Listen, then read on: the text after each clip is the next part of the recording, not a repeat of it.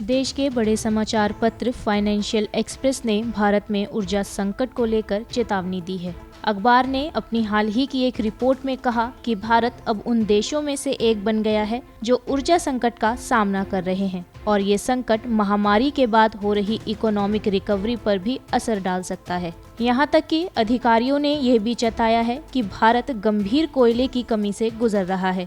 केंद्रीय विद्युत प्राधिकरण CEA के डेटा के मुताबिक 29 सितंबर तक देश के कोयले से चलने वाले 135 पावर प्लांट में से 16 के पास कोयले का कोई भंडार नहीं था, जबकि 80% से अधिक प्लांट के पास एक हफ्ते से कम और इनमें से भी 50% संयंत्रों के पास 3 दिनों से भी कम अवधि के लिए कोयले का भंडार था। CEA का दिया गया डाटा बताता है कि देश में साल 2020 से ही ईंधन का भंडार कम हो रहा है। संपूर्ण तौर पर देखा जाए तो एशिया की तीसरी सबसे बड़ी अर्थव्यवस्था के 135 पावर प्लांट के पास 29 सितंबर को औसतन सिर्फ 4 दिनों के लिए कोयले का भंडार था। देश में ऊर्जा संकट के हालात इतने गंभीर हैं कि जानकारों ने इसे तूफान की स्थिति करार दिया है, यानी कि सब कुछ नष्ट करने वाला। Nomura financial advisory and securities में अर्थशास्त्री औरदीप नंदी ने कहा, आप ऐसी स्थिति में फंस गए हैं जहां मांग अधिक है, घरेलू स्तर पर आपकी आपूर्ति कम है और आपने आयात करके माल बहाल नहीं किया है। गौरतलब है कि भारतीय बिजली जनरेटर्स ने हाल ही के महीनों में कोयले का आयात कम कर दिया है।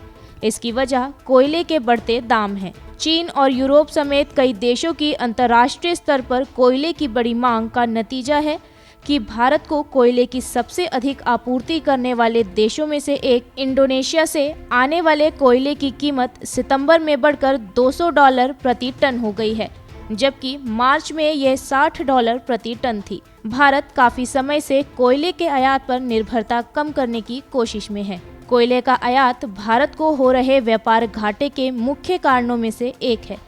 ऐसे में कोयले का घटा आयात घरेलू सप्लायर के लिए कम दरों पर जरूरी आपूर्ति करने का एक मौका साबित हो सकता था। हालांकि राज्य अधिकृत कोल इंडिया लिमिटेड जैसी कंपनियां घरेलू स्तर पर बड़ी मांग को पूरा करने में नाकाम रही हैं। भारत की बिजली खपत कुछ महीनों में ही काफी बढ़ गई है।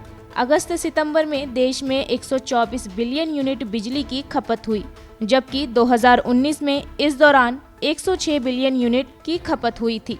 ऊर्जा की मांग अभी और ऊंची रह सकती है। इस पर बिजली मंत्रालय का कहना है कि कोयला माइनिंग क्षेत्रों में भारी बारिश के कारण उत्पादन और डिलीवरी दोनों प्रभावित हो सकते हैं। यहाँ तक कि खुद कोयला प्लांट मानसून सत्र से पहले अपने लिए भी कोयले का भंडारण रखने में समर्थ नहीं है, यानी कि देश में ऊर्जा का ये संकट और गहरा सकता है और इस ऊर्जा संकट से आर्थिक विकास में बाधा आ सकती है, बिजली की कटौती हो सकती है, बिजली के दाम बढ़ सकते हैं और बिजली पैदा करने वाली कंपनियों के मुनाफे में कमी आ सकती है, जैसा कि भारत के पड़ोसी देश चीन और यूरोप में देखा गया।